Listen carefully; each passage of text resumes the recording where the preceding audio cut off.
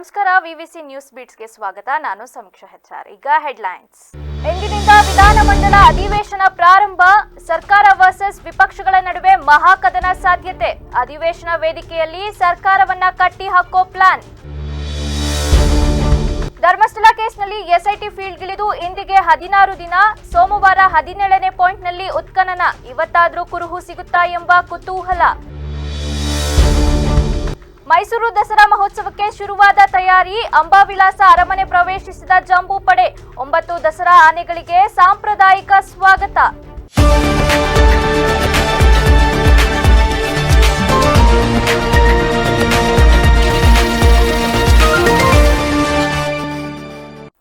ಇಂದಿನಿಂದ ವಿಧಾನಮಂಡಲ ಅಧಿವೇಶನ ಪ್ರಾರಂಭವಾಗಲಿದ್ದು, ಸರ್ಕಾರ ವರ್ಸಸ್ ವಿಪಕ್ಷಗಳ ನಡುವೆ ಮಹಾಕದನಕ್ಕೆ ಅಧಿವೇಶನ ವೇದಿಕೆಯಾಗುವ ಸಾಧ್ಯತೆ ಇದೆ.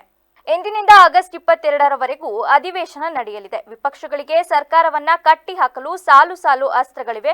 ಸರ್ಕಾರದ ವೈಫಲ್ಯಗಳನ್ನ ಬಿಚ್ಚಿಟ್ಟು ಸರ್ಕಾರವನ್ನ ಎಕ್ಸ್ಪೋಸ್ ಮಾಡಲು ವಿಪಕ್ಷಗಳ ಸಿದ್ಧತೆ ನಡೆದಿದೆ. ಭಾನುವಾರ ಬಿಜೆಪಿ ಜೆಡಿಎಸ್ ಪ್ರಮುಖ ನಾಯಕರಿಂದ ಸದನದಲ್ಲಿ ಹೋರಾಟದ ಬಗ್ಗೆ ಚರ್ಚೆಯ ವಿಷಯಗಳ ಪ್ರಸ್ತಾಪವಾಗಿದೆ. ಸರ್ಕಾರದ ವಿರುದ್ಧ ಒಟ್ಟಾಗಿ ಹೋರಾಟ ನಡೆಸಲು 2 ಪಕ್ಷಗಳಿಂದಲೂ ಚರ್ಚೆ ನಡೆದಿದೆ ಎನ್ನಲಾಗಿದೆ. ವಿಪಕ್ಷಗಳ ಅಸ್ತ್ರಕ್ಕೆ ಪ್ರತಿ ಅಸ್ತ್ರ ಹೂಡಲು ಸರ್ಕಾರದಿಂದಲೂ ಸಿದ್ಧತೆ ನಡೆದಿದೆ.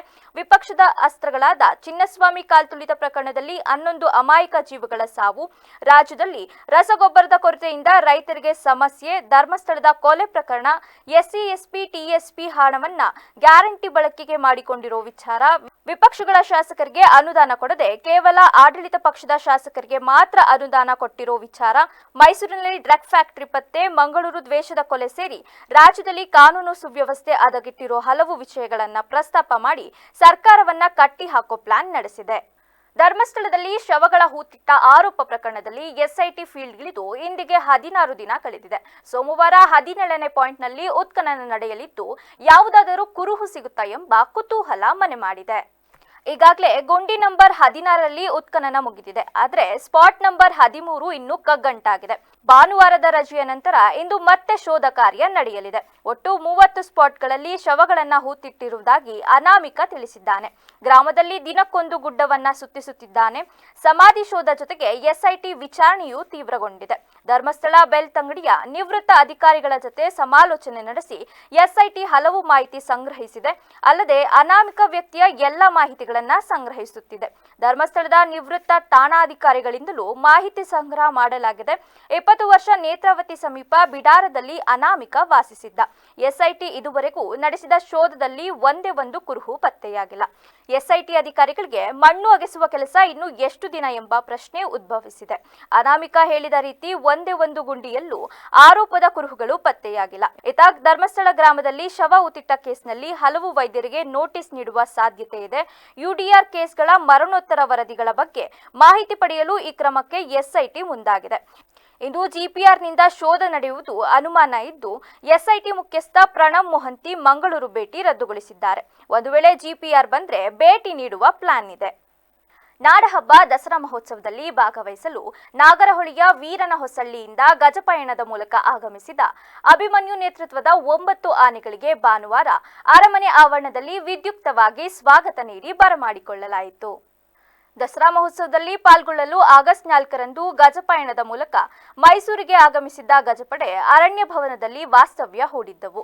ಭಾನುವಾರ ಮಧ್ಯಾಹ್ನ ಆನೆಗಳಿಗೆ ಸಾಂಪ್ರದಾಯಿಕ ಪೂಜೆ ಸಲ್ಲಿಸಿ ಅರಣ್ಯ ಭವನದಲ್ಲಿ ಬೀಳ್ಕೊಡಲಾಯಿತು. ಅಲ್ಲಿಂದ ಆನೆಗಳು ತುಂತುರು ಮಳೆಯ ನಡುವೆಯೇ ಮೆರವಣಿಗೆ ಮೂಲಕ ನಗರದ ಅಶೋಕ ವೃತ್ತ, ಆರ್ಟಿಒ ವೃತ್ತ, ರಾಮಸ್ವಾಮಿ ವೃತ್ತ, ಚಾಮರಾಜ ಜೋಡಿ ರಸ್ತೆ, ಬಸವೇಶ್ವರ ವೃತ್ತ ಹಾದು ಜಯಮಾರ್ತಾಂಡ ದ್ವಾರದ ಬಳಿ ಬಂದವು.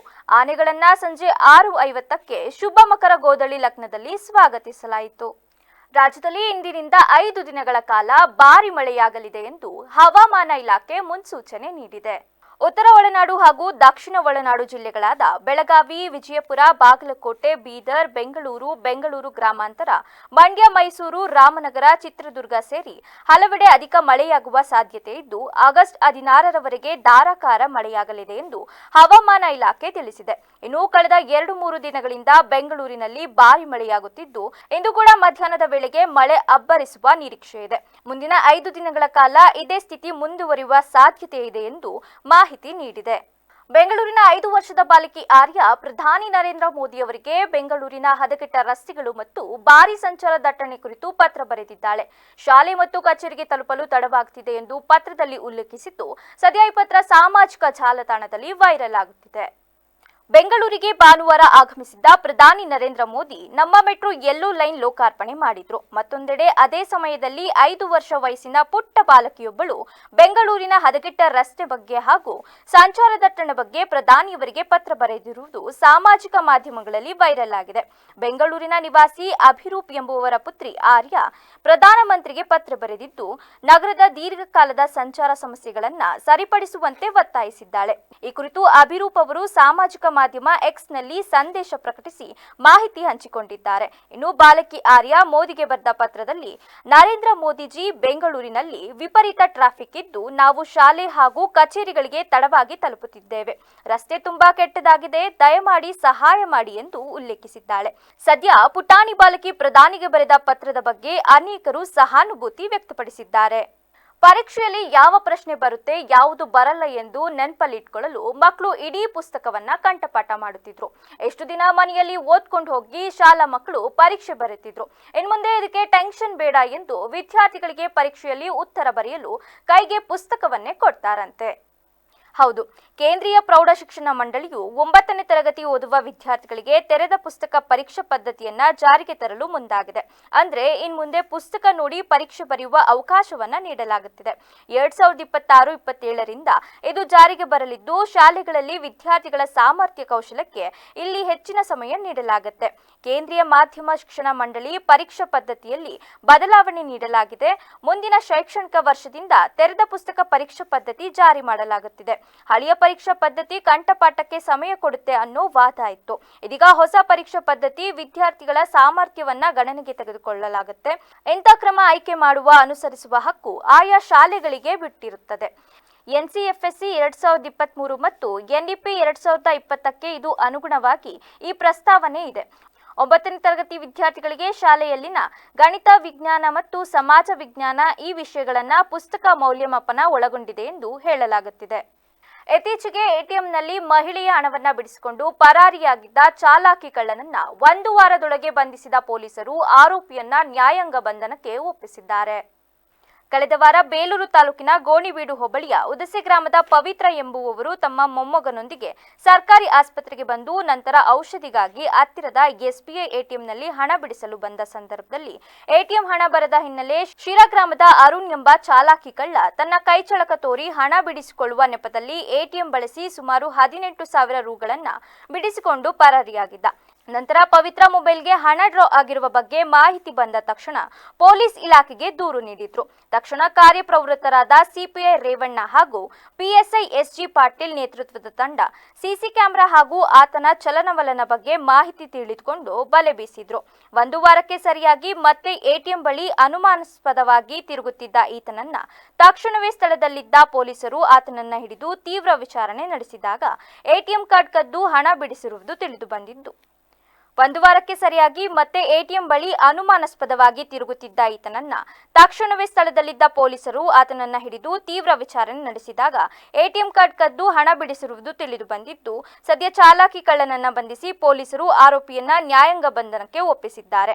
ಇನ್ನು ಈತ ಜುಲೈ 28ರಂದು ಬಸ್ ನಿಲ್ದಾಣದಲ್ಲಿ ನಿಂತಿದ್ದ ಬ್ಯಾಡರಹಳ್ಳಿ ಗ್ರಾಮದ ಕಮಲಂಬ ಎಂಬುವವರ ಒಂದು ಜೊತೆ ಕಿವಿಯೋಲೆಯನ್ನ ಹಾಡು ಹಗಲೇ ಮಂಕುಬೂದಿ ಎರಚಿ ಕದ್ದು ಪರಾರಿಯಾಗಿದ್ದು ತಿಳಿದು ಬಂದಿದೆ. ಅವ್ರ ಬಗ್ಗೆ ಭಾರಿ ಒಂದು ದೊಡ್ಡ ಒಂದು ಕೆಲಸ ಮಾಡ್ದಂಗೆ ಆಗೈತೆ ಅವರು ಪೊಲೀಸ್. ನಾವು ಒಂದ್ಸರಿ 18 ತೆಗ್ದಿದ್ದಾರೆ, ಮತ್ತೆ ಹೋಗಿ 11,000 ತೆಗ್ದಿದ್ದಾರೆ. ಲಾಕ್ ಮಾಡಿಸೋದ್ರೊಳಗೆ 11,000 ತೆಗ್ದಿದ್ದಾರೆ, ಅದು ಗೊತ್ತಾಗಿಲ್ಲ ನನಗೆ. ಆಮೇಲೆ ಹೋಗಿ ಚೆಕ್ ಮಾಡಿಸೋದಿಗೆ ಮತ್ತೆ 11,000 ತೆಗ್ದಿದ್ದಾರೆ ಅವರು. ಅವ್ರಿಗೆ ದೊಡ್ಡ ನಮಸ್ಕಾರ ಅವರಿಗೆ. ನಿಜವಾಗೂ ಇಂಥ ಪೊಲೀಸ್ನವರು ನಮ್ಮ ದೇಶದಲ್ಲಿದ್ದಾರೆ ಅಂದರೆ ಖುಷಿ ಪಡ ಅಂತ ವಿಚಾರ. ನಿಜಕ್ಕೂ ಇಂಥ ಪೊಲೀಸ್ನವರು ಇದ್ದಾರೆ ಅಂದರೆ ನಮ್ಗೆ ಅವ್ರು ದೊಡ್ಡ ಒಂದು ದೇವ್ರ ಥರ ನಮಗೆ ಕಾಪಾಡ್ತಾರೆ. ದೊಡ್ಡ ನಮಸ್ಕಾರ. ಸಾಮಾಜಿಕ ಜಾಲತಾಣಗಳಲ್ಲಿ ಸುಳ್ಳು ಸುದ್ದಿ ಹಬ್ಬಿಸುವವರ ವಿರುದ್ಧ ಕಠಿಣ ಕ್ರಮ ಕೈಗೊಳ್ಳುವುದಾಗಿ ಸಿಪಿಐ ರೇವಣ್ಣ ಎಚ್ಚರಿಕೆ ನೀಡಿದ್ದಾರೆ. ಬೇಲೂರು ಪಟ್ಟಣದ ಪೊಲೀಸ್ ಠಾಣೆಯಲ್ಲಿ ಗಣೇಶ ಚತುರ್ಥಿ ಹಾಗೂ ಈದ್ ಮಿಲಾದ್ ಹಬ್ಬದ ಅಂಗವಾಗಿ ಶಾಂತಿ ಸೌಹಾರ್ದ ಸಭೆಯಲ್ಲಿ ಮಾತನಾಡಿದ ಅವರು, ಇದೇ 27ರಂದು ಗಣಪತಿ ಹಾಗೂ ಸೆಪ್ಟೆಂಬರ್ ಮೊದಲ ವಾರದಲ್ಲಿ ಈದ್ ಮಿಲಾದ್ ಹಬ್ಬ ಬರುವುದರಿಂದ ಸೌಹಾರ್ದವಾಗಿ ಶಾಂತಿಯುತವಾಗಿ ಹಬ್ಬ ಆಚರಿಸುವಂತೆ ಕರೆ ನೀಡಿದರು. ಬೇರೆ ಎಲ್ಲೂ ನಡೆಯುವ ವಿಚಾರಗಳನ್ನು ಉಪಯೋಗಕ್ಕೆ ಬಾರದ ವಿಷಯಗಳ ಬಗ್ಗೆ ಸಾಮಾಜಿಕ ಜಾಲತಾಣದಲ್ಲಿ ಜಾತಿಗಳ ನಡುವೆ ಸಾಮರಸ್ಯ ಕದಡುವ ವಿಷಯಗಳನ್ನು ಹರಿಬಿಟ್ರೆ ಅಂತಹವರ ವಿರುದ್ಧ ಪ್ರಕರಣ ದಾಖಲಿಸುವುದಾಗಿ ತಿಳಿಸಿದರು. ಇನ್ನು ಪಿಎಸ್ಐ ಎಸ್ಜಿ ಪಾಟೀಲ್ ಮಾತನಾಡಿ, ಹಿಂದೂ ಹಾಗೂ ಮುಸ್ಲಿಂ ಬಾಂಧವರಿಗೆ ಪವಿತ್ರ ಹಬ್ಬಗಳು ಒಟ್ಟಿಗೆ ಬರುವ ಕಾರಣ ಯಾರೂ ಸಹ ಶಾಂತಿಗೆ ಭಂಗ ತರಬಾರದು. ಮೊದಲಿಗೆ ಗಣೇಶ ಹಬ್ಬ ಬರುವುದರಿಂದ ಠಾಣೆ ವ್ಯಾಪ್ತಿಗೆ ಬರುವ ಪ್ರತಿಯೊಬ್ಬರು ಗಣೇಶ ಕೂರಿಸುವ ಸಂದರ್ಭದಲ್ಲಿ ಇಲಾಖೆಯಿಂದ ಅನುಮತಿ ಪಡೆಯುವುದು ಕಡ್ಡಾಯ.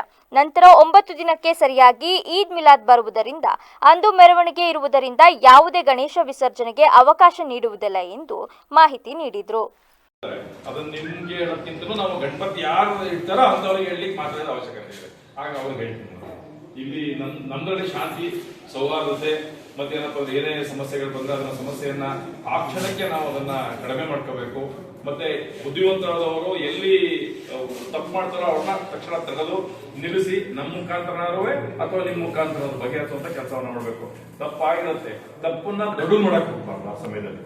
ಯಾಕೆಂದ್ರೆ ಇದು ಎರಡೂ ಕೋಮ್ನವರು ಕೂಡ ಎರಡು ಹಬ್ಬಗಳು ಒಟ್ಟಿಗೆ ಬಂದಿದ್ದಾವೆ. 27 ಗಣಪತಿ ಇಡ್ತಾರೆ, ಅಲ್ಲಿಗೆ 8ನೇ ದಿವಸಕ್ಕೆ 9ನೇ ದಿವಸ ಗಣಪತಿ ಬಿಡ್ತಾರೆ. ಯಾವತ್ತು ಈದ್ ಮಿಲಾದ್ ಅವತ್ತು ಯಾವುದೇ ಕಾರಣಕ್ಕೂ ಗಣಪತಿಯ ಪ್ರಶ್ನೆ ಕೊಡೋದಿಲ್ಲ. ಈದ್ ಮಿಲಾದ್ ಅವತ್ತು ದಿವಸ ಕೊಡ್ತೀವಿ. ಈದ್ನೂರು ಪ್ರಶ್ನೆ ಕೊಡ್ಬೇಕಾದ್ರೆ ನಮ್ಮ ಇಲಾಖೆ ಅದನ್ನ ನೋಡ್ತಾ ಇರ್ತದೆ. ಯಾವುದೇ ರಾಜ್ಯದ ಯಾವುದೇ ವ್ಯಾಪ್ತಿಯಲ್ಲಿ ಕೂಡ ಆ ಸಂದರ್ಭದಲ್ಲಿ ಒಂದು ಕೇಸ್ಗಳನ್ನ ಒಂದು ಪ್ರಕರಣ ದಾಖಲಾಯಿತು ಅಂತಂದ್ರೆ ನೆಕ್ಸ್ಟ್ ಇಯರ್ ಅದನ್ನ ಏನ್ ಕೇಳ್ತಾರೆ, ರೆಕಾರ್ಡ್ ಮಾಡ್ತಾರೆ. ಗೌರಿ ಗಣೇಶ ಹಬ್ಬದಲ್ಲಿ ದಾಖಲಾದಂಥ ಪ್ರಕರಣದ ಬಗ್ಗೆ ಮಾಹಿತಿ ಕೊಡಿ, ಅವರ ಆರೋಪಿಗಳ ಬಗ್ಗೆ ಮಾಹಿತಿ ಕೊಡಿ. ಈದ್ ಮಿಲಾದ್ ಹಬ್ಬದಲ್ಲಿ ದಾಖಲಾದ ಪ್ರಕರಣಗಳ ಬಗ್ಗೆ ಮಾಹಿತಿ ಕೊಡಿ, ಆರೋಪಿಗಳ ಬಗ್ಗೆ ನಿಗಾ ವಹಿಸಿ. ಸೊ ಆ ಟೈಮಲ್ಲಿ ಆರೋಪಿಗಳು ನಾವು ನನ್ನ ಮಾಹಿತಿಯನ್ನು ಕೊಡಬೇಕಾಗ್ತದೆ. ಅವ್ರಿಗೆ ಇರುಸು ಮುರುಸು ಉಂಟಾಗ್ತದೆ. ಪ್ರತಿ ಸಲ ನಾವು ಹಬ್ಬದ ದಿನಗಳಲ್ಲಿ ಹಬ್ಬದ ವಾತಾವರಣ ಸಮಯದಲ್ಲಿ ನಾವು. ಈ ವೇಳೆ ಪೊಲೀಸ್ ಇಲಾಖೆಯ ಎಎಸ್ಐ ಸೋಮಶೇಖರ್, ದೇವರಾಜ್, ಶಿವಸ್ವಾಮಿ, ಭುವನೇಶ್ ಹಾಗೂ ಸಾರ್ವಜನಿಕರು ಹಾಜರಿದ್ದರು. ಕೊಪ್ಪಳದಲ್ಲಿ ರೈತರಿಗೆ ಸಮರ್ಪಕವಾಗಿ ಗೊಬ್ಬರ ಪೂರೈಕೆ ಮಾಡದ ಕೃಷಿ ಸಚಿವ ಚಲುವರಾಯಸ್ವಾಮಿ ಅವರ ರಾಜೀನಾಮೆಗೆ ಒತ್ತಾಯಿಸಿ ಜೆಡಿಎಸ್ ಕಾರ್ಯಕರ್ತರು ಜಿಲ್ಲಾಧಿಕಾರಿ ಕಚೇರಿ ಮುಂದೆ ಪ್ರತಿಭಟನೆ ನಡೆಸಿದರು. ಈ ವೇಳೆ ಜೆಡಿಎಸ್ ಯುವ ಘಟಕದ ರಾಜ್ಯ ಕಾರ್ಯದರ್ಶಿ ರಾಜು ನಾಯ್ಕ ಮಾತನಾಡಿ, ಕೊಪ್ಪಳ ಜಿಲ್ಲೆಯಲ್ಲಿ ರಸಗೊಬ್ಬರ ಕೊರತೆಯಿಂದಾಗಿ ರೈತರು ಬೆಳೆ ಬೆಳೆಯಲು ಕಂಗಾಲಾಗಿದ್ದಾರೆ. ಇನ್ನು ರಾಜ್ಯ ಸರ್ಕಾರ ಹಾಗೂ ಕೃಷಿ ಸಚಿವರು ರಸಗೊಬ್ಬರ ಪೂರೈಕೆ ಮಾಡುವಲ್ಲಿ ಸಂಪೂರ್ಣವಾಗಿ ವಿಫಲರಾಗಿದ್ದಾರೆ. ಅಲ್ಲದೆ ಇವತ್ತು ಕಾಳಸಂತೆಯಲ್ಲಿ ರಸಗೊಬ್ಬರ ದುಪ್ಪಟ್ಟು ಬೆಲೆಯಲ್ಲಿ ಮಾರಾಟವಾಗುತ್ತಿದ್ದು ಅಧಿಕಾರಿಗಳು ಕಣ್ಮುಚ್ಚಿ ಕುಳಿತಿದ್ದಾರೆಂದು ಆರೋಪಿಸಿದರು. ಅಭಿಮಾನಿಗಳು ಸೇರಿ ಇವತ್ತು ಕೊಪ್ಪಳದಲ್ಲಿ ನಾವು ಉಗ್ರವಾದ ಹೋರಾಟವನ್ನ ಹಮ್ಮಿಕೊಂಡಿದ್ದೀವಿ. ಯಾಕಪ್ಪ ಉಗ್ರವಾದ ಹೋರಾಟವನ್ನು ಹಮ್ಮಿಕೊಂಡಿದ್ವಿ ಅಂದ್ರೆ, ಇವತ್ತು ಕೊಪ್ಪಳ ಜಿಲ್ಲೆಯ ಒಬ್ಬ ಬಡ ರೈತ ಗೊಬ್ಬರ ಸಿಗದೆ ಮಣ್ಣನ್ನು ತಿನ್ನುವಂತ ಕೆಲಸವನ್ನು ಮಾಡಿದ್ದಾರೆ. ಇವತ್ತು ಮಣ್ಣನ್ನು ಕೊಡುವಂತ ಕೆಲಸ ಮಾಡಿದ್ದಾರೆ ರಾಜ್ಯ ಸರ್ಕಾರ. ಇವತ್ತು ಗೊಬ್ಬರ ಸಿಗಲಾರ್ದಂಗೆ ಇವತ್ತು ಕಾಳಸಂತೆಯಲ್ಲಿ ಮಾರಾಟ ಮಾಡುವ ಮುಖಾಂತರ ಇವತ್ತು ರೈತರು ಬೆಳೆದಂತ ಬೆಳೆಗೆ ಇವತ್ತು ಗೊಬ್ಬರ ಇಲ್ಲಾರ್ದಂಗೆ ಮಣ್ಣು ತಿನ್ನಿಸುವಂತ ಕೆಲಸ ರಾಜ್ಯ ಸರ್ಕಾರ ಮಾಡಿದೆ ಅಂತ ಈ ಸಂದರ್ಭದಲ್ಲಿ ನಾನು ಹೇಳಕ್ ಬಯಸ್ತಾ ಇದ್ದೀನಿ ಬಂಧುಗಳೇ. ಇವತ್ತು ರಾಜ್ಯ ಸರ್ಕಾರ ಸಂಪೂರ್ಣವಾಗಿ ರೈತರಿಗೆ ಗೊಬ್ಬರ ಕೊಡುವ ಸಂದರ್ಭದಲ್ಲಿ ಸಂಪೂರ್ಣವಾಗಿ ವಿಫಲವಾಗಿದ್ದೈತಿ. ಇವತ್ತು ರೈತರು ಈ ದೇಶದ ಬೆನ್ನೆಲುಬು, ಈ ದೇಶದ ಅನ್ನದಾತರು. ಇವತ್ತು ಅವರು ಕಷ್ಟದಲ್ಲಿದ್ದಾರೆ. ಅವರಿಗೆ ಇವತ್ತು ಗೊಬ್ಬರ ಕೊಡದೆ ಸತಾಯಿಸುವಂತ ಕೆಲಸ ಮಾಡ್ತಾ ಇದೆ. ಅದೇ ರೀತಿ ಇವತ್ತು ಈ ವೇಳೆ ಜೆಡಿಎಸ್ ಮುಖಂಡರಾದ ಈಶಪ್ಪ, ಶರಣಪ್ಪ, ಜೆಡಿಎಸ್ ಅಧ್ಯಕ್ಷ ಶರಣೇಗೌಡ, ರಮೇಶ್ ನಾಯ್ಕ ಸೇರಿದಂತೆ ಇತರರು ಇದ್ದರು. ಈಗ ಮತ್ತೊಮ್ಮೆ ಹೆಡ್ಲೈನ್ಸ್. ಇಂದಿನಿಂದ ವಿಧಾನಮಂಡಲ ಅಧಿವೇಶನ ಪ್ರಾರಂಭ. ಸರ್ಕಾರ ವರ್ಸಸ್ ವಿಪಕ್ಷಗಳ ನಡುವೆ ಮಹಾಕದನ ಸಾಧ್ಯತೆ. ಅಧಿವೇಶನ ವೇದಿಕೆಯಲ್ಲಿ ಸರ್ಕಾರವನ್ನ ಕಟ್ಟಿ ಹಾಕೋ ಪ್ಲಾನ್. ಧರ್ಮಸ್ಥಳ ಕೇಸ್ನಲ್ಲಿ ಎಸ್ಐಟಿ ಫೀಲ್ಡ್ಗಿಳಿದು ಇಂದಿಗೆ 16 ದಿನ. ಸೋಮವಾರ 17ನೇ ಪಾಯಿಂಟ್ನಲ್ಲಿ ಉತ್ಖನನ. ಇವತ್ತಾದ್ರೂ ಕುರುಹು ಸಿಗುತ್ತಾ ಎಂಬ ಕುತೂಹಲ. ಮೈಸೂರು ದಸರಾ ಮಹೋತ್ಸವಕ್ಕೆ ಶುರುವಾದ ತಯಾರಿ. ಅಂಬಾವಿಲಾಸ ಅರಮನೆ ಪ್ರವೇಶಿಸಿದ ಜಂಬೂ ಪಡೆ. 9 ದಸರಾ ಆನೆಗಳಿಗೆ ಸಾಂಪ್ರದಾಯಿಕ ಸ್ವಾಗತ. ಕ್ಷಣ ಕ್ಷಣದ ಸುದ್ದಿಗಾಗಿ ನೋಡ್ತಾ ಇರಿ ವಿವಿಸಿ ಟಿವಿ. ಸತ್ಯದ ಕಡೆ ನಮ್ಮ ನಡೆ.